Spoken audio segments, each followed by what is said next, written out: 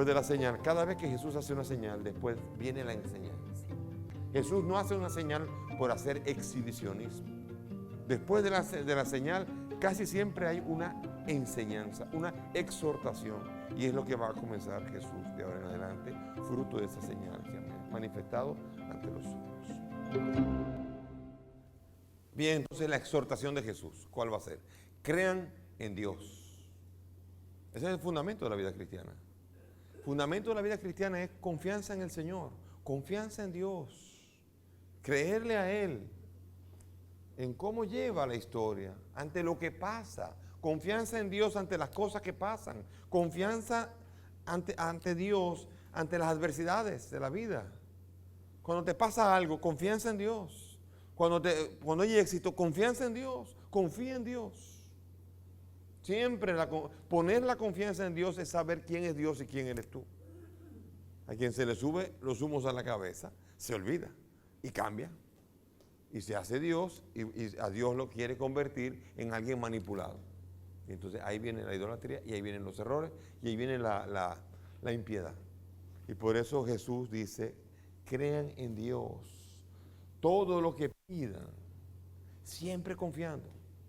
Esa frase es muy interesante, todo lo que pidan. Pero claro, es importante unirla a lo que dijo antes. Confiando en Dios. Todo lo que pidan. ¿Qué está pretendiendo aquí decir? Pareciera como si está diciendo, óigame, usted es omnipotente con Dios. Todo lo que le pida a Dios se va a cumplir. Como si ahora la oración fuera una satisfacción de cualquier apetito desordenado o cualquier apetencia mía, por desordenada que sea. ¿Se acuerdan de la prepotencia que tenían Santiago y Juan que dijo, ¿quiere que oremos al cielo para que le caiga fuego y azufre? Esa oración no es contestada.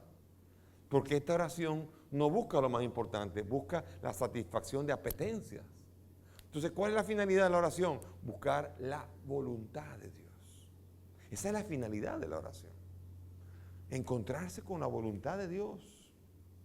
Y por eso aquí, esto es una enseñanza, no es una formulita que se acaba de dar, sino que es una enseñanza de la importancia de, en la oración, confiar en Dios. ¿Por qué? Porque a mí me salen malos deseos, pero si confío en Dios, Dios me los rectifica y me ayuda a orar según su corazón, no el mío. Si yo oro según mi corazón perverso pide cosas perversas. Pero si mi corazón se une al suyo, que es santo, ahora mi oración ahora pedirá cosas santas. Y entonces es importante esa frasecita de crean en Dios. Y todo lo que, versículo 24, dice, por esto les digo, todo cuanto piden en la oración, crean que ya lo han recibido y lo obtendrán.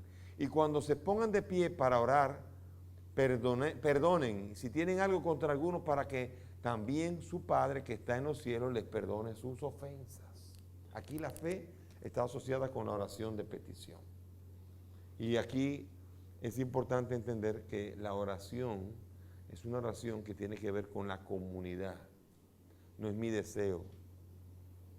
Es la oración de la comunidad. Es la oración que hace el pueblo, la totalidad del pueblo. Por eso hay un proverbio rabínico que dice la oración de todos jamás vuelve vacía. Porque la oración de todos corrige los defectos que mis apetencias pueden añadir. Y por eso se lima en una oración colectiva. Y es en esa oración que está hablándonos. El lábete.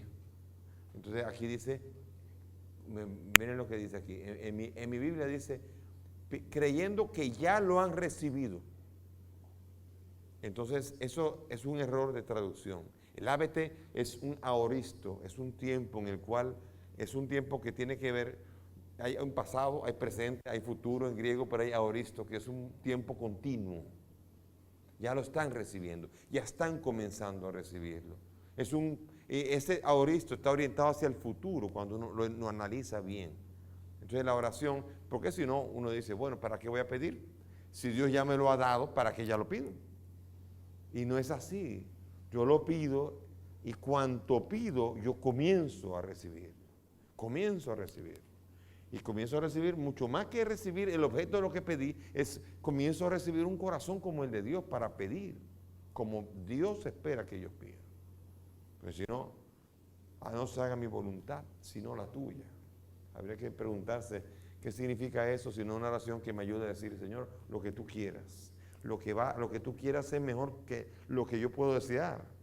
Lo que tú quieres es mucho mejor que cualquier cosa que yo puedo esperar o que yo ansío con todo mi corazón. ¿Cuántas cosas, no?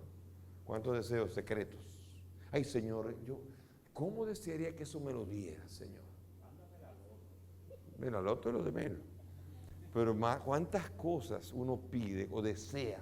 Y cuando uno en realidad va al corazón y al tribunal de Dios, en realidad eso es exactamente lo que no conviene.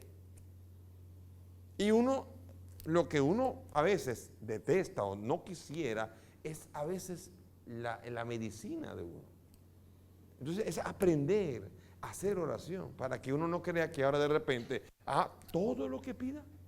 O sea que, como si uno se hubiera encontrado con una lámpara de Aladino, con un genio que comienza a darme todos los deseos que yo tengo, y no es así. Ese no es el concepto, y sería reducir a Dios y engrandecer a la persona en la medida que, y en el modo en que como no se puede engrandecer. La única manera de engrandecer al ser humano es en Dios. Pero esa voluntad humana que tuviese más poder que la voluntad divina, es una distorsión completa de la relación de Dios con el hombre. Aquí Jesús está invitándole a los suyos a que no hagan lo mismo que hicieron los que acaban de secarse desde la raíz, como lo que son los judíos. ¿A qué van al templo? A quemar una vaca creyendo que con esa vaca van a hacer lo que... No es así. Jesús está diciendo, así no funciona. Ese culto tiene seca la planta desde la raíz. Crea en Dios. Es una fe viva que está invitando. Y así también una fe que invita al perdón, que es una de las únicas realidades en la que nunca se va a equivocar. Créame que es serio eso. Usted tiene un rencor, usted tiene que perdonar. No hay nadie que pueda decir, Dios no quiere que yo perdone a ese. No hay nadie. Porque ese es el camino seguro de Dios, el del perdón. ¿Por qué? Porque ese es el camino que Dios eligió para acercarse a nosotros, perdonándonos. O sea que el nombre de Dios es perdón, que después San Francisco lo aclara mejor, misericordia, perdón. Pero ese es el nombre de Dios y ese es el nombre del cristiano, perdón. Y ese es el camino que nunca se equivoca. Nunca te vas a equivocar perdonando al que te ha ofendido. Perdonen siempre. Y nadie puede decir, no, yo no creo que Dios quiera que a ese yo lo perdone. Eso es peligroso, porque aquí comienza uno a establecer lo que es bueno, lo que es malo, lo que conviene, no conviene, y el perdón definitivamente, incluso la relación con Dios dependerá mucho de la relación con los hombres. Y si yo no perdono, dice, yo tampoco seré perdonado. ¿En serio entonces? Aquí Jesús está dándoles a los discípulos el camino, mientras se está viendo el signo de la decadencia del culto que ya está sin fruto. Jesús está haciéndoles entrar a los discípulos a que no se pierdan ese camino y que sepan continuar el camino que está haciendo Él. ¿Por qué? La brega. Acuérdense que desde hace rato está Pedro diciéndole que no te ocurra así, y diciéndole a Santiago y Juan que se quieren sentar a la derecha y a la izquierda. Miren cuántos deseos buenos hay. ¿Quién es el más grande? Discutían esas cosas. Y Jesús va camino a Jerusalén e invita a los suyos a caminar a Jerusalén, perdonando. Ese es el camino seguro, porque es el camino por el cual el Hijo del Hombre va a dar su vida por el rescate de muchos y por el perdón de los hombres. Ahora viene el problema. Ahora quedó pendiente, las autoridades quedaron con tirria con Jesús. ¿Y por qué volteó las cosas esas? ¿Qué le dio? Y ahora se le van a acercar, fíjense. Van a preguntarle que con qué derecho hizo eso. Versículo 27. Vuelven a Jerusalén y mientras paseaban el templo se le acercan los sumos sacerdotes, los escribas y los ancianos y le decían, ¿con qué autoridad haces esto? ¿O quién te ha dado tal autoridad para hacerlo? O sea que los sumos sacerdotes, los escribas y los ancianos ahora, ha pasado la protesta, pero vamos a clarificar, Señor, ¿qué fue lo que te dio? porque eso no lo hace nadie. O sea, hay que ser muy divino para ponerse a hacer eso. O sea, si fuera que Dios viene y lo hace, pero ¿con qué autoridad tú haces esto? Y comienzan a exigir a Jesús dos cosas. ¿Con qué autoridad y quién te la dio? Porque debe ser Dios de quien deviene autoridad. Si no, usted es un falso profeta. Entonces Jesús va a responder ahora con una contrapregunta. Versículo 30. Dice aquí, el bautismo, versículo 29, perdón. Jesús les dijo, les voy a hacer una pregunta a ustedes. Respóndame y les diré con qué autoridad hago esto. ¿El bautismo de Juan era del cielo o de los hombres? Respóndanme. Interesante. Es un poco temerario políticamente hablando, pero es interesante. Se está discutiendo y Jesús va a preparar el debate, y para preparar el debate primero quiere sentar bases de algo, una figura que va a ser esencial, una figura que es apreciada por todos y de la que él mismo depende. Juan Bautista me bautizó, así que si ustedes consideran que él es bueno y él es de Dios, yo también, porque él fue el que me bautizó a mí. Entonces, ¿qué pasa? El pueblo considera que Juan Bautista es un profeta de Dios. Claro, la pregunta es, ¿pero ellos se bautizaron o no? No le creyeron. Y aquí hay un problema, aquí hay una pregunta capicúa, muy difícil, porque lo que era una pregunta acusatoria, ahora es una pregunta que se revierte contra los que preguntaron. Y entonces, ellos comenzaron a deliberar, comenzaron a meterse, como en juegos de rugby, comenzaron a, ¿qué le decimos? Porque estaba trancado el juego. Y simplemente Jesús ganó el debate con una pregunta. Eso es impresionante. El debate era, y aquí los mismos fariseos, los ancianos, ellos mismos sacan el club, comienzan a buscar todas las posibilidades y allí es que se arma el lío. Juan fue visto como profeta entre la gente. Juan acogió la autoridad de Jesús con la que Jesús está plenamente identificado. Para Jesús el bautismo de Juan venía del cielo, ¿sí o no? Claro, no vino del cielo una paloma que dijo, este es mi hijo amado.